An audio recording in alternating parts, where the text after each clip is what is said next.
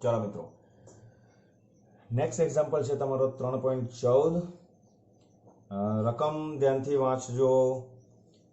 एक कंडीशन्स आपेली है कि एक व्यक्ति सुरेख मार्गे 5 किलोमीटर प्रति कलाकनी झड़पे तेना घरेथी 2.5 किलोमीटर दूर आवेला मार्केटमां जाय छे, परंतु मार्केटने बंध जोवे छे। ते तरत ज 7.5 किलोमीटर प्रति कलाकनी झड़पे घरे पाछो फरे छे। तो तमने सरेराश वेगनुं मान 0 થી 30 મિનિટ, 0 થી 50 મિનિટ અને 0 થી 40 મિનિટના સમયગાળા દરમિયાન તમને શોધવાનું કહ્યું છે અને સરેરાશ વેગ પણ શોધવાનું છે અને સરેરાશ ઝડપ પણ તમને શોધવાની છે। આપણે શું કરીએ છે, ત્રણે ત્રણ સમયગાળા માટે આપણે સરેરાશ વેગ અને સરેરાશ ઝડપ આપણે શોધવાના છે। ઓકે, તો સૌથી પહેલા સમયગાળો આપણે જે છે 0 થી 30 નો, 0 થી 50 અને 0 થી 40। પણ સૌથી પહેલા ઓકે, એની ઘરેથી માર્કેટ તરફની ઝડપ કેટલી છે? 5 કિલોમીટર પ્રતિ કલાક। तो આપણે એવું લખીએ છીએ અહીંયા v1 = 5 કિલોમીટર પર અવર। તો અહીંયા લખી દઈએ છીએ આપણે ઘરથી માર્કેટ। ઓકે ઓકે, ડિસ્ટન્સ કેટલું છે એ પણ ખબર છે, ધેટ ઇઝ 2.5 કિલોમીટર અને એની રિટર્ન થાય છે ત્યારે એની ઝડપ આપી છે 7.5 કિલોમીટર પર કલાક। એટલે એ આપણે લખીએ છીએ માર્કેટ થી ઘર। આવું તો લખી શકીએ। ઓકે, ચાલો હવે ઘરેથી માર્કેટ માં જતા લાગતો સમય શોધો। પહેલા હવે ઝડપ અને ડિસ્ટન્સ હોય તો આપણે શોધી શકીએ સરળતાથી, રાઈટ। તો t1 = ઇક્વેશન્સ આવશે તમારું શું આવશે? d1 / v1, that is 2.5 / 5।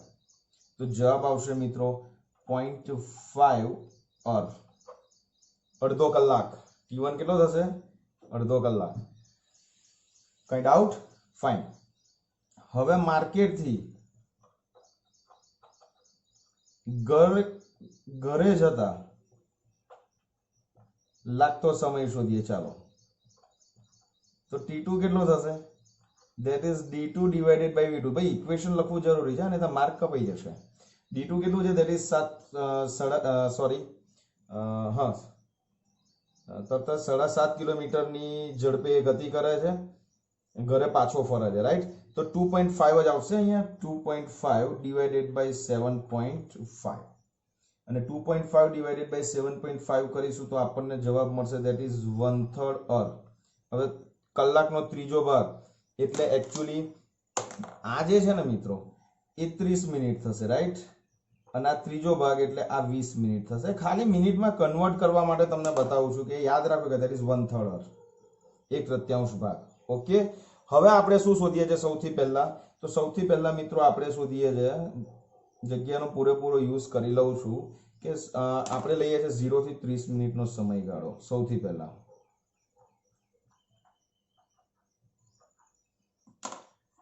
चलो आ समयगाळामां अंतर केटलुं छे? 0 થી 30 समय माटे अंतर केटलुं छे?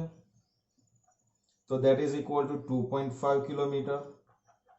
स्थानांतर केटलुं छे?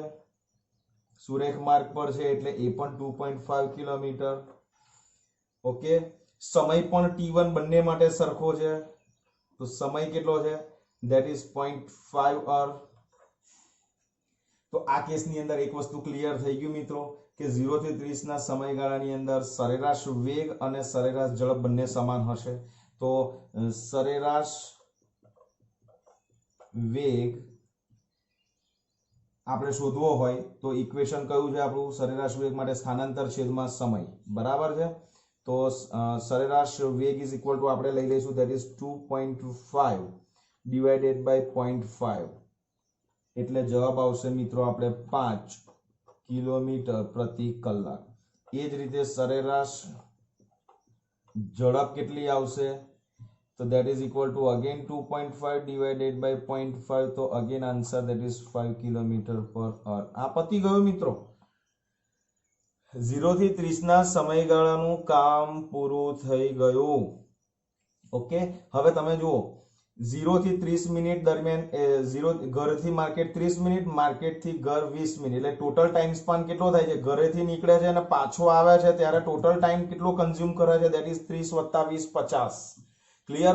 તો 0 થી 50 મિનિટ માટે હવે આપણે જ્યારે શોધીએ છીએ ત્યારે પેરામીટર્સ તમારા બદલાશે. તો અહીંયા પહેલા લખીએ 0 થી 50 મિનિટ માટે. ચલો 0 થી 50 મિનિટ માટે અંતર કેટલું થશે પહેલા મને એ કહો. તો જાય છે 2.5 કિલોમીટર, આવે છે 2.5 કિલોમીટર, તો દેટ ઇઝ અંતર થશે 5 કિલોમીટર. ઓકે, સ્થાનાંતર કેટલું થશે? જાય છે 2.5 કિલોમીટર, આવે છે -2.5 કિલોમીટર, તો સ્થાનાંતર અહીંયા થશે તમારું 0. ઓકે ઓકે, ટાઈમ કન્ઝ્યુમ કેટલો થાય છે? તો કે સમય, એટલે સમય કેટલો થશે? 30 + 20 = 50 મિનિટ. અને 50 મિનિટ છે એને આપણે કલાકમાં ફેરવવો પડશે મિત્રો. 50 મિનિટને ફેરવવો પડશે તો આન્સર આવશે દેટ ઇઝ 5 / 6 અવર. 50 / 60 એટલે 5 / 6 અવર. ઓકે, ચલો હવે સરેરાશ ઝડપ કેટલી થશે? તો કે સરેરાશ ઝડપ બરાબર અંતર ભાગ્યા સમય, તો સમય 5 / 6 એટલે 30, એટલે 6 × 5 = 30 ને 30 / 5 એટલે કેટલો આવશે જવાબ તમારો? 6. તો આન્સર આવશે 6 કિલોમીટર/અવર. ઓકે, સી 0 થી 30 મિનિટ માટે સરેરાશ વેગ, સરેરાશ ઝડપ. હવે 0 થી 50 માટે સરેરાશ ઝડપ અને સરેરાશ વેગ. સરેરાશ વેગ તો કેટલો થઈ જશે? 0 / 5 / 6, તો આન્સર આવશે 0 કિલોમીટર/અવર. આ પણ પતી ગયું મિત્રો. ક્લિયર થાય છે? કઈ ડાઉટ? કઈ ડાઉટ? ફાઇન. હવે જે છે ને એ થોડુંક તમારે પ્રિપરેશન અને થોડી કેલ્ક્યુલેશન માંગે છે, એ બહુ જ અગત્યની છે. જુઓ, તો ત્રીજો જે છે ને મિત્રો, એ જગ્યા આમ તો ચાલશે પણ અહીંયા જ લખું છું, રાઈટ? કન્ઝ્યુમ તો કરીએ, પાછળ ખૂટે નહીં. ચલો 0 થી 40 મિનિટ. હવે 0 થી 40 મિનિટ માટે કોઈ રેગ્યુલર પેરામીટર આપ્યા નથી, તો એને ડિવાઈડ કરવા પડશે. તો 0 થી 40 ને આપણે ડિવાઈડ કરીશું 0 to 30 and 31 to 40, રાઈટ? તો આ સ્પાન જે છે એ 30 મિનિટનો થશે અને આ સ્પાન છે 10 મિનિટનો થશે. તો આ 30 મિનિટના બધા પેરામીટર્સ આપણી પાસે છે, અંતર ને સ્થાનાંતર બંને. હવે ખાલી 31 થી 40 10 મિનિટ છે ને, એમાં આપણે અંતર ને સ્થાનાંતર શોધવાનું છે. ક્લિયર થાય છે? તો અહીંયાથી હું એક વસ્તુ એટલું તો લખી શકીએ આપણે મિત્રો કે 0 થી 30 મિનિટ દરમિયાન કપાતું અંતર કે સ્થાનાંતર બંને આપણી પાસે ઓલરેડી છે. કેટલું છે? અને ધેટ ઇઝ 2.5 કિલોમીટર એ આપણને આપી દીધું છે 0 to 30 નો. ઓકે, હવે 30 થી 40 એ આમ ગતિ કરે છે. સી, આપણો ડાયાગ્રામ આવો બને છે. 0 to 30 અહીંયા છે અને 20 મિનિટ્સ અહીંયા છે, રાઈટ? તો આ 30 મિનિટનો સ્પાન છે અને આ 20 મિનિટનો સ્પાન છે. તો હવે બાકીની 30 પછીની બાકીની 10 મિનિટમાં, બાકીની 10 મિનિટમાં કપાતું અંતર શોધવું છે. ચલો કેવી રીતે શોધીશું એ જુઓ. તો સ્થાનાંતર d = ઇક્વેશન છે, ધેટ ઇઝ vt. તો 7.5 વેગ છે અને એ 10 મિનિટ એટલે આપણી આ 10 મિનિટ. હવે 10 આમ સોરી, આ 10 એ મિનિટ છે અને કિલોમીટર પ્રતિ કલાક છે. તો મિનિટને આપણે કલાકમાં ફેરવવા માટે 10/60 કરવું પડશે, રાઈટ? 10 મિનિટને આપણે શું કરીશું? 60 માં કલાકમાં કન્વર્ટ કરીશું, એટલે 7.5 × 10/60. તો આ જે છે ને મિત્રો d એ આપણને 1.25 કિલોમીટર આવે છે. પણ આ કઈ તરફ છે યાદ રાખજો.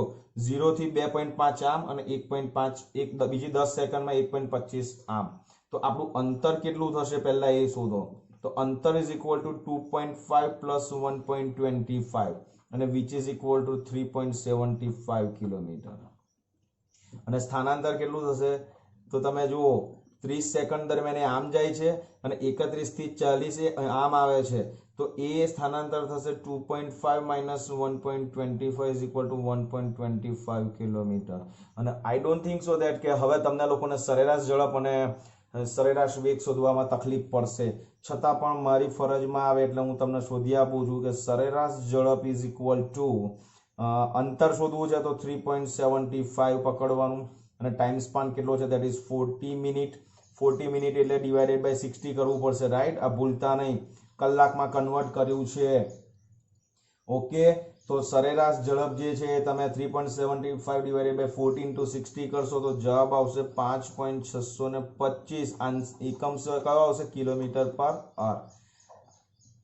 અને સરેરાશ વેગ જે છે that is equal to 1.25 divided by 40 by 60 તમે મિત્રો કરશો તો જવાબ આવશે 1.875 કિલોમીટર પર અવર.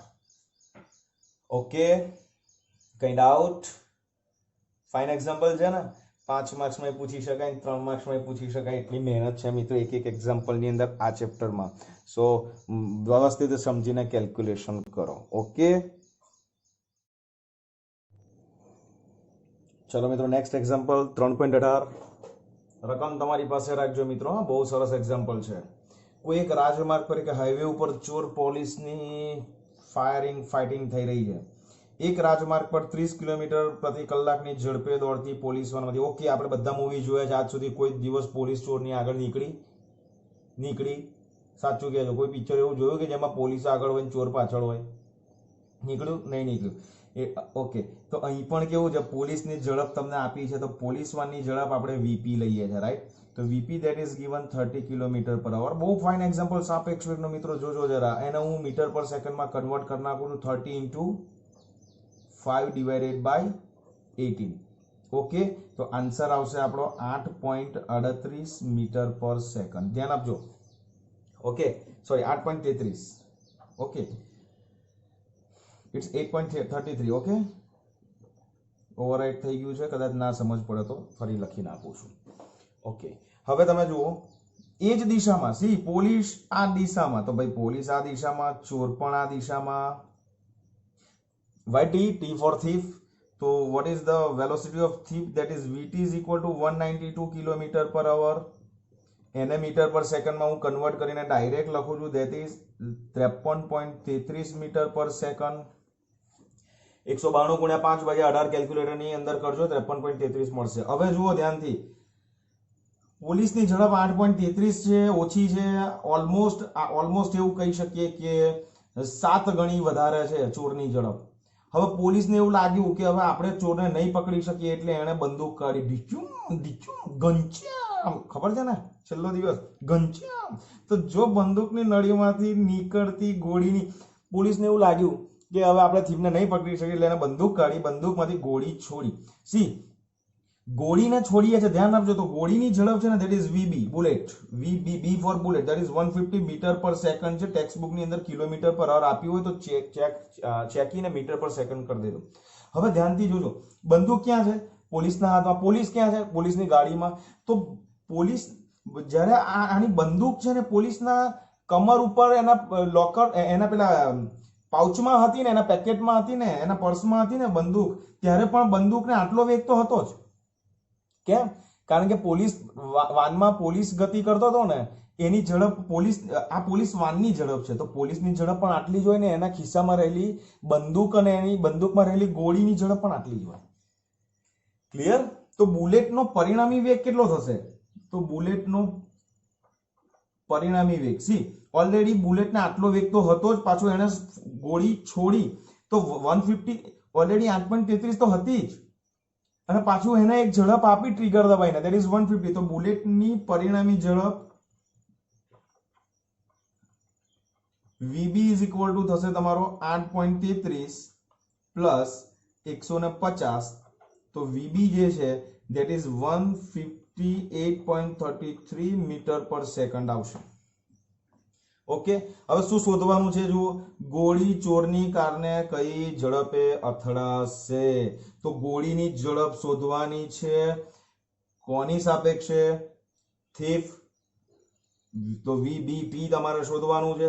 ક્લિયર થાય છે કે શું શોધવાનું છે? ખબર પડી?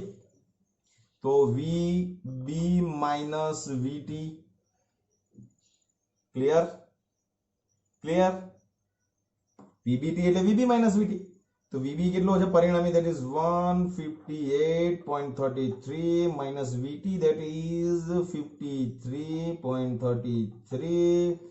તો યર આન્સર ઇઝ 105. આ તમારો આન્સર થશે મીટર પર સેકન્ડ VBT. મિત્રો આ છે તમારો 3.18મો એક્ઝામ્પલ. ઓકે ઓકે, કઈ ડાઉટ નથી? ફાઇન. તો 3.20મો એક્ઝામ્પલ જુઓ. બહુ ફાઇન એક્ઝામ્પલ. આકૃતિ તમને આપી દીધેલી છે અને ગ્રાફ ઇન્ડિકેટ કરે છે that is x versus t નો. અને આ ગ્રાફની અંદર એક આવો સ્કેલ સિમ્પલ હાર્મોનિક મોશન દર્શાવતો એક પાર્ટિકલ આપ્યો છે, કોઈ એક કણ આપ્યો છે. મિત્રો આમાં એક સરસ શબ્દ છે સરળ આવર્ત ગતિ. 9મા ધોરણની અંદર આ શબ્દથી તમે કદાચ પરિચિત છો, પણ આપણે વધારે ડિટેલ્સ પ્રકરણ 14માં જ કરવાના છીએ. તો ખાલી આપણને શોધવાનું કોઈ ચિહ્ન શોધવાના કયા છે કે t બરાબર 0.3 સેકન્ડ, 1.2 સેકન્ડ અને -1.2 સેકન્ડ માટે સ્થાન, વેગ અને પ્રવેગના ચિહ્નો શું હોઈ શકે? રાઈટ. તો સૌથી પહેલા તો આપણે એક કામ કરીએ છીએ કે એક ટેબલ આપણે બનાવી દઈએ મિત્રો. અહીંયા આગળ સમય, બીજું સ્થાન કરવાનું છે, વેગ શોધવાનો છે અને વેગ બાદ આપણને શોધવાનું છે પ્રવેગ. રાઈટ. હવે પ્રવેગની સંજ્ઞા છે ને a = -ω² y, જ્યાં y એ સ્થાનાંતર છે. રાઈટ. એટલે આ ઇક્વેશન્સ ક્યાંથી લાવ્યો હું? a બરાબર -ω² y. તો મિત્રો એ સરળ આવર્ત ગતિના ચેપ્ટરની અંદર તમે લોકો સમજવાના છો, એટલે એ વખતે આપણે ડિટેલમાં ચર્ચા કરીશું ને એ તમે તારવવાના પણ છો. But right now I don't think so that કે એને તમારે હમણાં જરૂર હોય. સો ધેટ ઇઝ વાય હું તમને આ ડાયરેક્ટ ઇક્વેશન્સ મેં તમને આપી દીધું છે. આપણે એક્ઝામની અંદર આ ક્વેશ્ચન પૂછાય તો આ ટેબલ ડ્રો કરીને આવવાનું અને તમારે કામ થઈ જશે. રાઈટ. ઓકે. કઈ 3 ક્ષણ છે? સૌથી પહેલા તો લઈ લઈએ 0.3 સેકન્ડ, પછી +1.2 સેકન્ડ અને -1.2 સેકન્ડ. મિત્રો આ ત્રણેય વસ્તુ આખી આપણે ગ્રાફની અંદર સૌથી પહેલા સમજી લઈએ. પહેલા તો આ ગ્રાફની અંદર આ 3 ક્ષણ ક્યાં છે એ જોઈ લો. સી આ 0 છે, આમ જાવ તો t ને આ t પોઝિટિવ છે, આ t નેગેટિવ છે. હવે 0.3 સેકન્ડ એટલે સી આ 0 અને 1 છે, તો 1 ની વચ્ચે આ જે સેન્ટર છે 0.5 થાય તો 0.3 એની બાજુમાં મળે, એટલે મેં અહીંયા એરો બતાવ્યું છે કે 0.3 વાળું જે બિંદુ છે ને મિત્રો એ આ રહ્યું. ઓકે. સી આ છે ને 0.3 વાળું બિંદુ છે. ઓકે. +1.2 વાળું તો આ 1 છે, આ 2 છે, તો સેન્ટર 1.5, તેની સાઈડ ડાબી બાજુ 1.2, તો 1.2 આ રહ્યું. ક્લિયર થાય છે? હું તમને લોકોને એવું હોય તો બહુ 3 ડોટ્સ વ્યવસ્થિત બતાવી દઉં. 0.3 નો ડોટ આ રહ્યો, 1.2 નો આ રહ્યો અને -1.2 તો -1.2 1 આ રહ્યો, 2 આ રહ્યો, 1.5 અહીંયા છે, તો -1.2 અહીંયા થશે. રાઈટ. તો આ તમારે આટલી વસ્તુ, આ 3 પોઈન્ટને ખાસ ધ્યાનમાં રાખવાના છે. આ 3 પોઈન્ટ અને આને ધ્યાનમાં રાખીને આ વસ્તુ તમારે કરવાની છે. ઓકે. હવે હંમેશા એક વસ્તુ યાદ રાખો તમે, થિયોરિટિકલ પોર્શન, કે સ્થાન શોધવા માટે તમારે શું યાદ રાખવાનું. તો પેન ચેન્જ કરવા જતો તો પણ ઓકે, પેલા સ્થાન માટે તમારે હંમેશા શું યાદ રાખવાનું એ જુઓ. તો કે x બરાબર 0 થી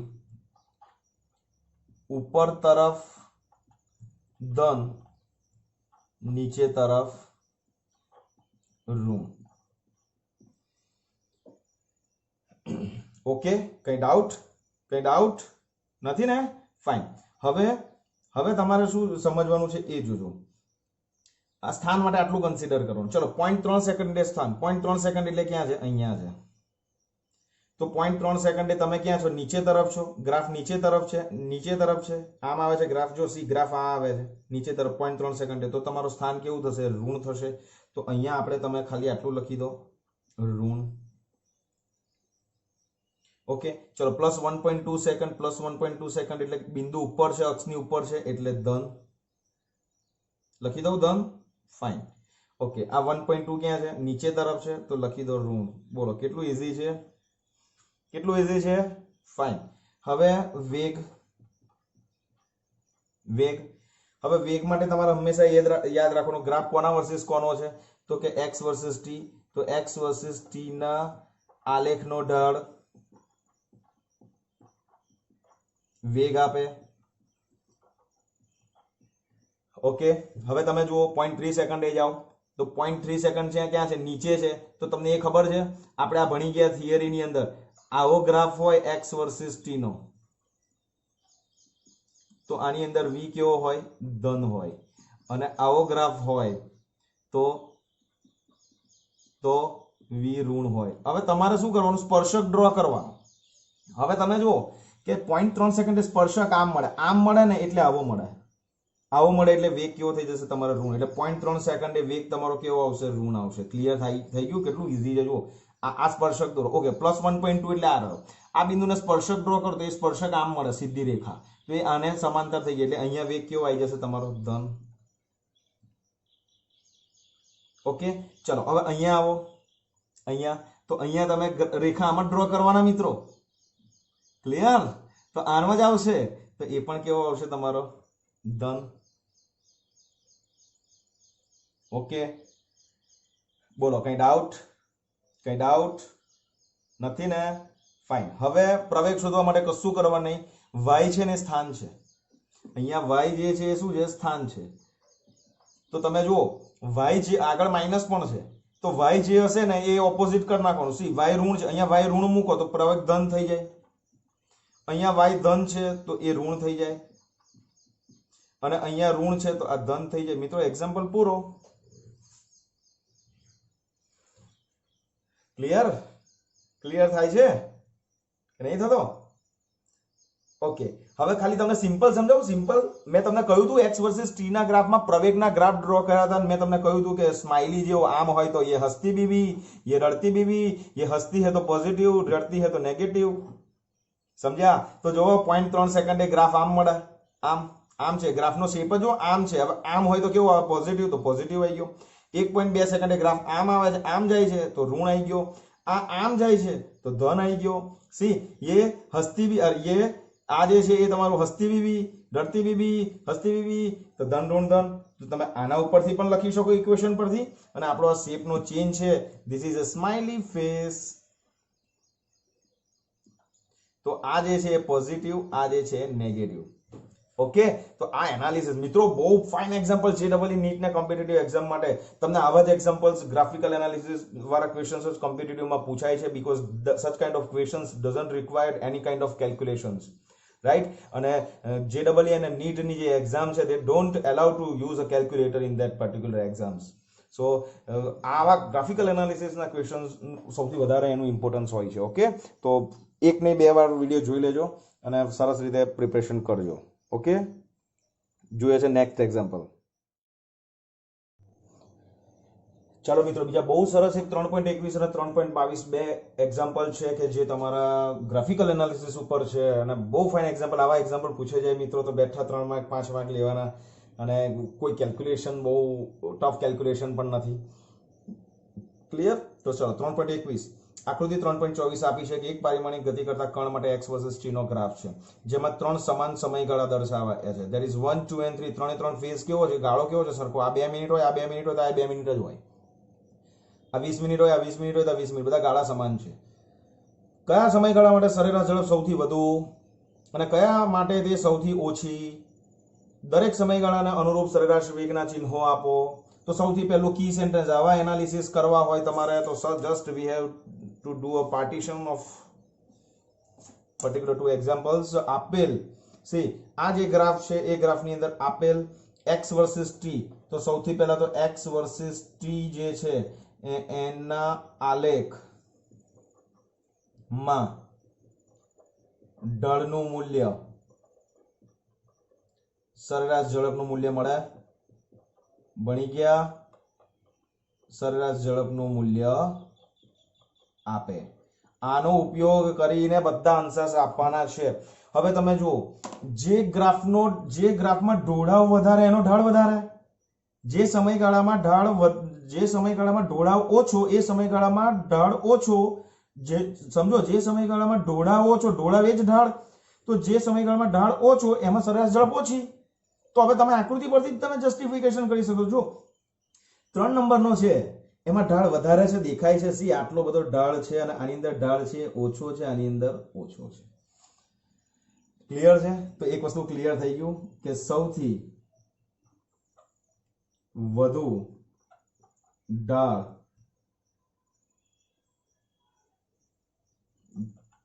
ત્રીજા ત્રીજા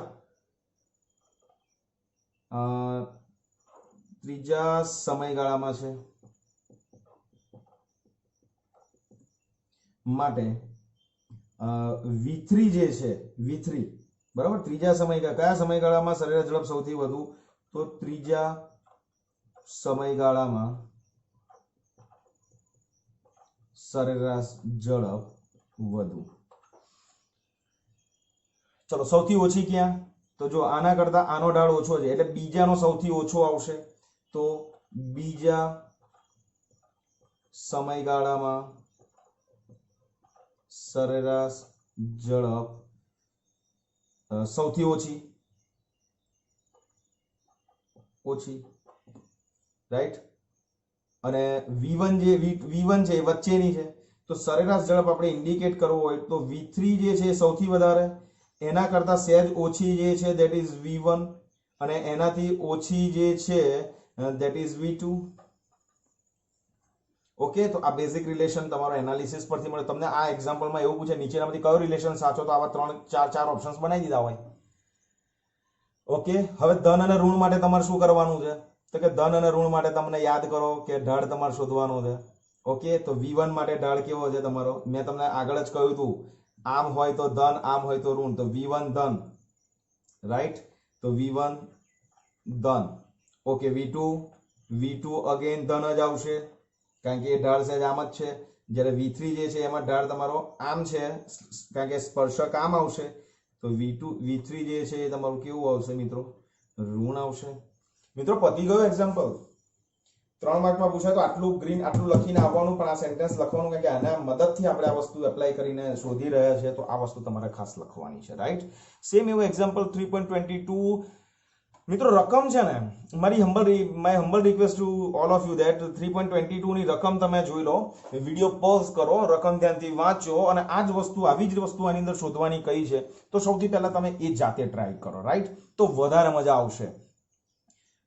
તો પોઝ કરીને કામ કરો, પણ હું મારું કામ પોઝ નથી કરી શકતો એટલે હવે હું કેલ્ક્યુલેશન કરું છું. ઓકે, તો તમે પોઝ કરીને જાતે ટ્રાય એકવાર કરી લેજો. ચલો ગ્રાફ કોના વર્સિસ કોનો છે? V versus T. તો જો આકૃતિમાં અચળ દિશામાં ગતિ કરતા કણ માટે ઝડપ સમયનો આલેખ આપ્યો છે, જેમાં 3 સમયગાળા આપ્યા છે, ધેટ ઇઝ 1, 2 and 3. કયા સમયગાળા માટે સરેરાશ પ્રવેગનું માન સૌથી વધુ હશે? તો સૌથી પહેલું કી સેન્ટેન્સ આમાં શું આવશે? તો કે V વર્સિસ T ના આલેખમાં ઢળનું મૂલ્ય પ્રવેગનું મૂલ્ય આપે. એનો મતલબ જેનો ઢાળ વધારે, એનો મતલબ જે સમયગાળામાં ઢાળ વધારે એ સમયગાળામાં પ્રવેગ વધારે.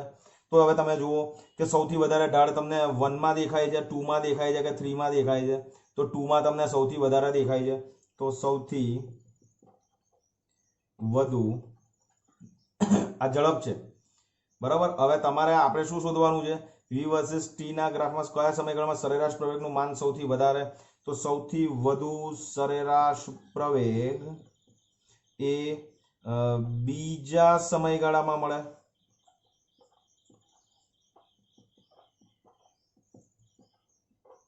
અને સૌથી ઓછું 1 કરતા 3 નું ઓછું છે. યાદ કરો, જુઓ ધ્યાનથી. તો સૌથી ઓછો સરેરાશ પ્રવેગ એ કયામાં મળશે? ધેટ ઇઝ ત્રીજામાં. તો ત્રીજા સમયગાળામાં મળે.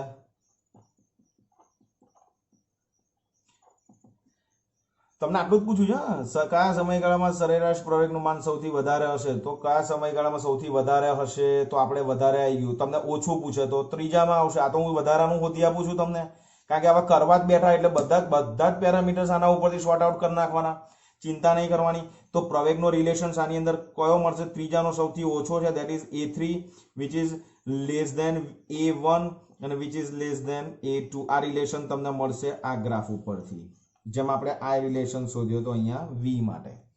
Okay, next. હવે જુઓ કયા સમયગાળા માટે સરેરાશ ઝડપ સૌથી વધારે હશે? તો આકૃતિ ઉપરથી પણ તમે જોઈ શકશો કે કોનામાં તમને સૌથી વધારે મળશે. ઓકે, વિચારો અને જવાબ આપો.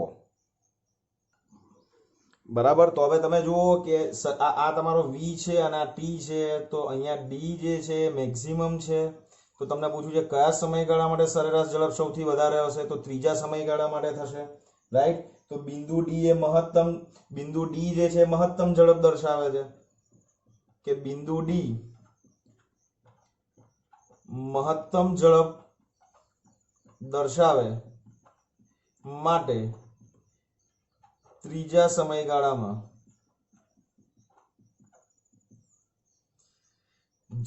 સરેરાશ ઝડપ સૌથી વધુ હોય. પતી ગયું મિત્રો, બરાબર. હવે આગળનો ક્વેશ્ચન, પદાર્થની અચળ ગતિની દિશાને ધન દિશા તરીકે પસંદ કરી ત્રણેય સમયગાળાને અનુરૂપ વી અને એ ના ચિહ્નો જણાવો. તો હવે આપણે અહીંયા ટેબલ બનાવવું પડે. ટેબલ કયું બનાવીશું આપણે, તો ટેબલમાં આવતા સૌથી પહેલા આપણા વિભાગો આવશે. વિભાગ કયા આવશે, ધેટ ઇઝ 1 2 and 3. ક્લિયર છે. અને આ સમયગાળામાં વી અને એ ના ચિહ્નો તમારે સમજાવવાના છે અને એ બી સી ડી બિંદુ પર તમારે પ્રવેગ શોધવાનો છે. તો મિત્રો હું દરેક વખતે તમને સમજાવું છું કે કયા વિભાગની અંદર ઝડપ અને પ્રવેગમાં શું ફરક છે. ક્લિયર. અને એબીસીડી માં શું આવવાનું છે. સી ત્રણેય સમયગાળાને અનુરૂપ વી અને એ. તો ત્રણેય સમયગાળા એટલે કયા થશે, ધેટ ઇઝ 1 2 અને 3. અને એમાં આપણે શોધવાનું છે વેગ અને પ્રવેગ અને એની સંજ્ઞા આપવાની છે. તો આપણે પહેલા તો કોલમ બનાવી દઈશું. તો કોલમ બની ગઈ મિત્રો આપણી વિભાગ વાઇઝ. ઓકે, ચાલો. This is 1 2 and this is 3. Okay, this is વિભાગ 1, વિભાગ વેગ અને પ્રવેગ. ચાલો હવે ધ્યાનથી જુઓ. તમને ત્રણેય એવું કહ્યું છે કે ત્રણેય સમયગાળામાં વી અને એના ચિહ્ન જણાવવાના છે. ચલો એકમાં વી કેવો આવશે પહેલા એ તમે મને કહો. તો આમ તો તમે જુઓ એકમાં વી ઉપર જાય છે, બીમાં ઉપર, આમાં બધામાં ગ્રાફ ઉપર જ છે, રાઈટ. એટલે ઝડપ છે ને મિત્રો એ દરેક વખતે કેવી આવશે, ધન જ આવશે. કોઈ ફરક નહીં પડે કારણ કે ઢાળ અક્ષની ઉપર તરફ છે, વી અક્ષની ઉપર તરફ છે. એટલે વેગ જે છે એ બધા જ કિસ્સાની અંદર કેવું આવશે, ધન જ આવશે. અને હવે આવે છે પ્રવેગ. તો પ્રવેગ જે છે, કારણ કે અહીંયા તમે જુઓ એ સમયગાળામાં અહીંયા ઝડપ ધન, બી માં ઝડપ ધન, ડી માં ઝડપ ધન. જો ગ્રાફ અક્ષની નીચે હોય ને તો વી ઋણ આવી શકે, પણ નીચે તો છે જ નહીં, એટલે બધા ધન જ આવશે. હવે પ્રવેગ માટે આપણે શું કરવું પડશે, દરેક સમયગાળાની અંદર સ્પર્શક ડ્રો કરો. ચલો એને સ્પર્શક કરો. તો એક સ્પર્શકમાં આમ આવશે, એક ગાળામાં સ્પર્શક આમ આવશે, એટલે પ્રવેગ કેવો આવશે, તમારો ધન આવશે, રાઈટ. બીજો સમયગાળો તમે આ રહ્યો તો બીજા સમયગાળામાં તમને ખબર છે ધેટ ઇઝ ઋણ આવશે. અને ત્રીજા સમયગાળો જે છે ટોપ પર છે, મીન્સ ત્રીજો સમયગાળો અહીંયા છે. તો અહીંયા તો ગ્રાફ સુરેખ છે અને સુરેખ હોય તો એનો પ્રવેગ કેટલો થઈ જાય મિત્રો, 0 થઈ જાય. કારણ કે ત્રીજા સમયગાળામાં ડી બિંદુ પાસે ગ્રાફ સ્ટ્રેટ થાય, સીધો થાય, આ મોમેન્ટરી. તો એ સમયગાળા દરમિયાન આપણે ગ્રાફને સુરેખ કન્સિડર કરીએ તો એનો ઢાળ 0 થઈ જાય, અને ઢાળ 0 થઈ જાય તો પ્રવેગ તમારો 0 થઈ જાય. ઓકે. અને બીજું શોધવાનું કયું છે, એબીસીડી બિંદુ પર પ્રવેગ શું હશે. એ બી સી અને ડી ચારે બિંદુઓ પર પ્રવેગ તમારે કન્સિડર કરવાનો છે. તો એ બી અને સી તો બધા બિંદુઓ પાસે બધા આમાં એકચ્યુઅલી ફિગરમાં છે ને આ એ બિંદુ અહીંયા સુરેખ આ ગ્રાફ સુરેખ છે એવું કન્સિડર કરજો. અહીંયા ટોપ પર છે એટલે સુરેખ થાય, સી સુરેખ થાય, ડી પણ સુરેખ થાય, એટલે પ્રવેગ જે છે તમારો કેવો થઈ જશે, 0 થઈ જશે મિત્રો. અને ઝડપ તો તમારી બધા બિંદુ પાસે બદલાવાની જ નથી, કારણ કે બધા અક્ષની ઉપર તરફ છે. એટલે સી આ એબીસીડી બિંદુ પીક પોઈન્ટ પર સુરેખ જ્યાં જ્યાં આવે છે ને ત્યાં છે, એટલે એમના પ્રવેગ પણ આપણને કેવા મળશે, 0 મળશે. ઓકે. તો અહીંયા આટલી વસ્તુ ગ્રાફિકલ એનાલિસિસ પર જે બને છે એ ખાસ લખી લેજો મિત્રો. ઓકે, મળીએ.